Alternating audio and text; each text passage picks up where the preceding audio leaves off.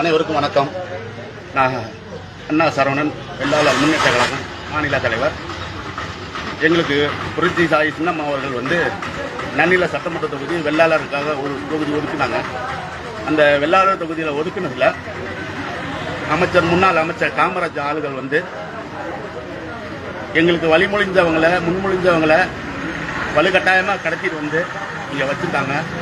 கூடத்தில் கடத்திட்டு வந்ததில் அவன் நான் வரலன்னு சொல்லிட்டு எங்களோட வந்துட்டான்.